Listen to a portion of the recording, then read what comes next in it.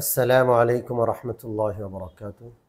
শুরু হচ্ছে আমাদের নিয়মিত আয়োজন দর্শে কোরআন। সুপ্রিয় দর্শক, আজকে আমরা পবিত্র সূরাতুল বাকারার 243, 244 এবং 245 নম্বর আয়াত নিয়ে আলোচনা করব ইনশাআল্লাহ। মহান আল্লাহ রাব্বুল আলামিন 243 নম্বর আয়াতে আমাদেরকে সতর্ক করে একটা ঘটনা শোনাচ্ছেন।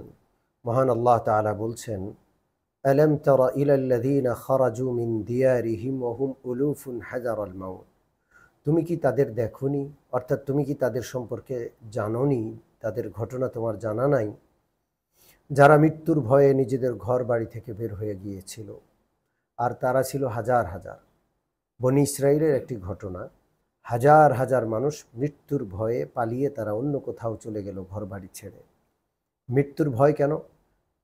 তাফসীরের কিতাবে দুইটা কারণ লেখে।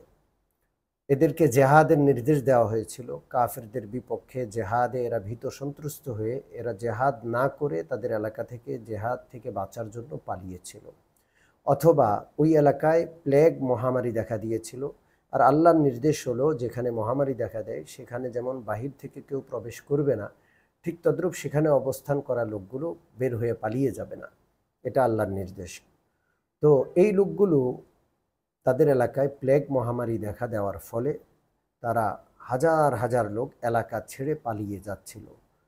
যখন তারা তাদের জন্য যেই জায়গাটাকে নিরাপদ মনে করেছে সেই জায়গায় পৌঁছল, তখন আল্লাহ রাব্বুল আলামিনের পক্ষ থেকে ফাকাল লাহুমুল্লাহু মুতু, বলা হলো তোমরা মরে যাও। কোনো কোনো বর্ণনায় আছে মরে যাও অর্থ আল্লাহ রাব্বুল আলামিন একজন ফেরেশতাকে পাঠালেন। ওই ফেরেশতা বিকট শব্দে একটা চিৎকার দিল, বাস সকলেই মরে গেল।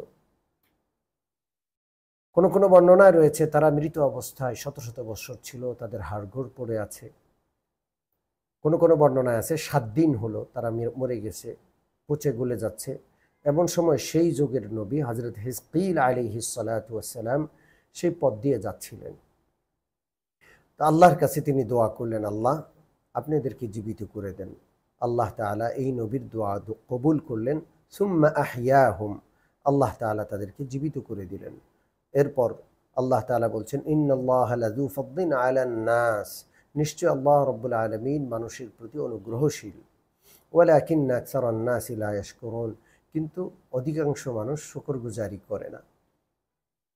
এই ঘটনায় আরও আছে যে মহান আল্লাহ রাব্বুল আলামিন এদেরকে জীবিত করার পর এরা তওবা করল। এরপরে এই কথাও আছে যে তারা এরপরে জীবন লাভ করার পরেও তাদের মধ্যে মৃত্যুর প্রভাব ছিল।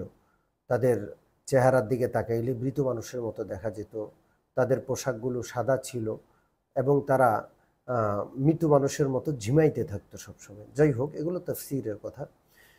এই যে আল্লাহ রাব্বুল আলামিন তাদেরকে মৃত্যুদান করলেন, এদের সংখ্যা ছিল উলুফুন, এখানে হাজার হাজার বলা হয়েছে। তাফসীরের কিতাবে লেখে 40,000 সংখ্যা ছিল, আরেক কিতাবে লেখে তাদের 70,000 সংখ্যা ছিল। এত সংখ্যক মানুষকে আল্লাহ তাআলা একসাথে মৃত্যু দান করলেন এবং কুদরতের বহির্প্রকাশ ঘটানোর উদ্দেশ্যে আল্লাহ তাআলা তাদেরকে আবার একসাথেই জীবন দান করলেন।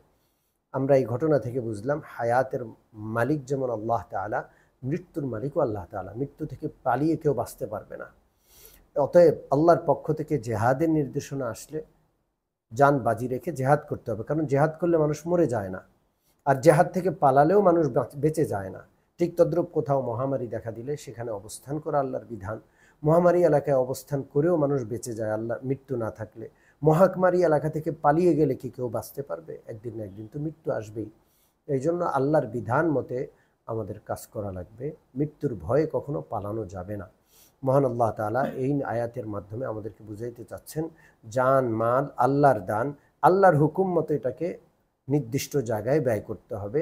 জান মালকে ধরে রাখা যাবে না বা পালানোর চেষ্টা করা যাবে না।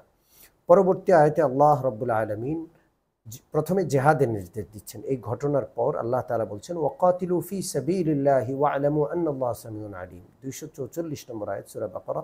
আল্লাহ বলছেন, তোমরা আল্লাহর রাস্তায় জেহাদ করো এবং জেনে রাখো নিশ্চয় আল্লাহ রাব্বুল আলামিন মহাশ্রোতা এবং সর্বজ্ঞাতা।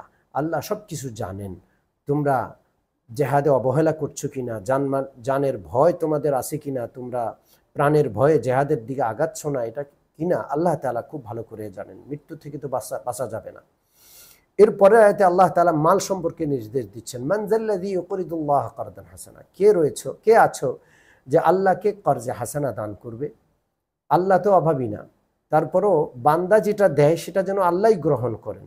আল্লাহ এই জন্য বান্দাকে পরীক্ষা করার জন্য কর্জে হাসানা চাচ্ছেন। কে আছো যে আল্লাহকে উত্তম ঋণ দিবে, ফায়ুদাইফাহু লাহু আদআফান কাসীরা, অতঃপর তিনি তা বহু গুণে তোমাদেরকে বাড়িয়ে দিবেন। ওয়াল্লাহু ইয়াকবিদু ওয়া ইয়াবসুতু, আল্লাহ রাব্বুল আলামিন সংকুচিত করে দেন রিজিক। চাইলে যার প্রতি আল্লাহ তাআলা নারাজ তার রিজিক সংকুচিত করে দিতে পারেন।